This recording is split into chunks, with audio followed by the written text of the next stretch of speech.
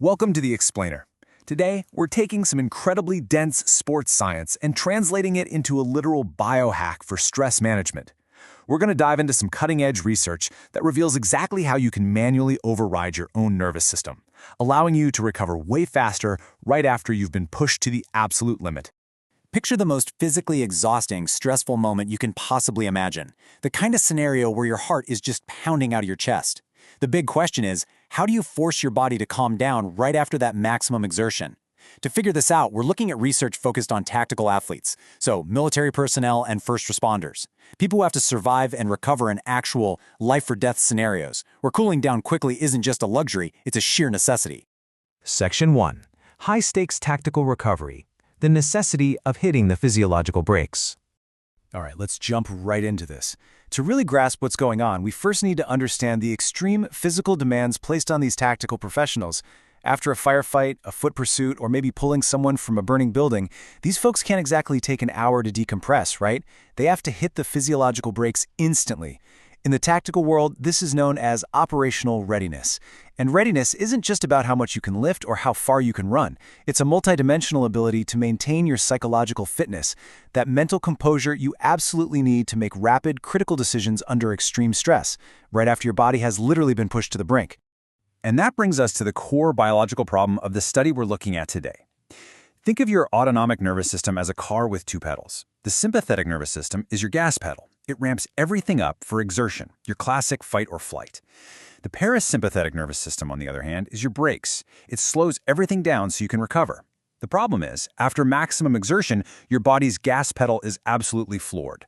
We need a reliable, fast way to hit those brakes immediately, shifting the body out of panic mode and back into precision. Section 2. Two breathing interventions. Structured tools to override the nervous system. So how exactly do we manually hit those brakes? Well, researchers looked at two specific, structured, science-backed breathwork interventions to see if we could intentionally override the nervous system. The first method is called box breathing. You might have heard it called tactical breathing. It's incredibly structured. Try to match this rhythmic cadence with me right now in your head. You take a 4-second inhale, follow it with a 4-second hold, then a 4-second exhale, and finally a 4-second hold before repeating. Then there's the second method, which is called cyclic sighing. The mechanics here are a bit different. You start with a single deep inhale, followed immediately by a second, shorter inhale just to top off the lungs. And then you release it all with a prolonged, slow exhale. That prolonged exhalation phase isn't an accident. It's specifically designed to reduce physiological arousal and stimulate the vagus nerve. Now, if we compare the two methods, you'll definitely notice they have different pacing. Box breathing slows you way down to about 4 breaths per minute, while cyclic sighing sits at around 5.5 breaths per minute.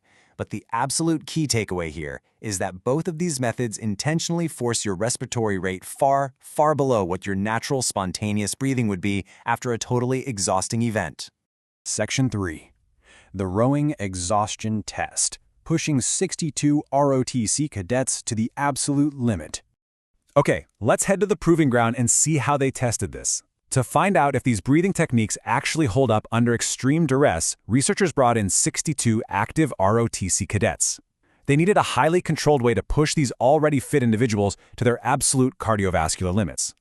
So the protocol started by taking a baseline reading while the cadets were just lying down. Then, they put them on Concept 2 rowers and cranked up the resistance stage by stage until the cadets hit what's called volitional exhaustion, meaning they literally could not pull the handle even one more time. Immediately after that max effort, they entered a crucial 3-minute active recovery window, followed by a 3-minute supine recovery window where they applied their assigned breathing technique. And just to give you an idea of exactly how hard they were pushed, the mean peak heart rate for these cadets hit 189 beats per minute. That is 96 to 98% of their absolute maximum heart rate. They were in a state of near maximal cardiovascular strain. The gas pedal was firmly pinned to the floor. Section 4. Tracking the nervous system, distinguishing between cardiovascular fitness and autonomic recovery. All right, deep breath for us now. Let's calm down and look at the data. How did their bodies actually react to the breathwork during that intense recovery window? To make sense of it, we really need to understand the difference between the two metrics researchers were tracking. First is heart rate recovery, or HRR, which measures the efficiency of the cardiovascular system, basically just how fast your heartbeats slow down. But the second metric, high-frequency heart rate variability, or HFHRV, is much more sensitive. It measures the nervous system's ability to rebound. It tracks the vaguely mediated parasympathetic activity. In plain English, it measures how effectively your body is applying those neurological brakes. Now, what's really fascinating here is the dramatic split in the data for high-frequency HRV.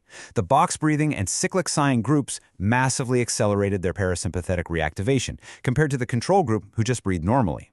By intentionally controlling their breath, they literally forced their nervous systems to recover significantly faster than the cadets who were just left to their own devices. But contrast that with the heart rate recovery data. The decline is virtually identical across all the groups.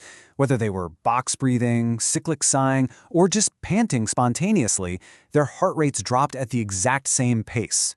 This is huge, because it proves that standard cardiovascular fitness works independently of the breathing intervention.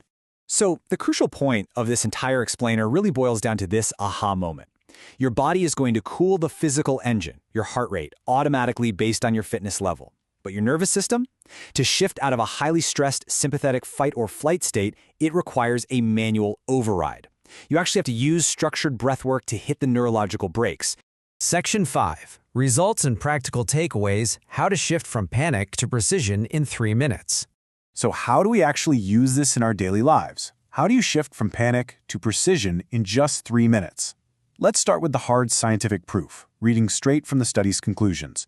Structured breathwork following maximal exertion significantly accelerated parasympathetic reactivation as reflected by HFHRV. Meaning, this isn't just some fluffy wellness trend, it is a documented, measurable physiological response. And here is your practical toolkit, the 3-minute protocol. First, you want to start this immediately after peak exertion or a highly stressful event. Second, choose your weapon. Either box breathing at a 4-4-4-4 rhythm or cyclic sighing with that nice prolonged exhale. Third, consciously force your cadence down to 4 to 5.5 breaths per minute. Shift your entire mental focus to controlling your respiration. If you do this, you will actively accelerate your nervous system's recovery in just 180 seconds, restoring your own operational readiness when you need it most. I want to leave you with a thought to carry into your very next high-stress situation. Next time your heart is racing, who controls the brakes? Your body or your breath? The science clearly shows you have the power to manually override your stress. You just have to remember to breathe. Thanks so much for joining me on this explainer, and I'll catch you next time.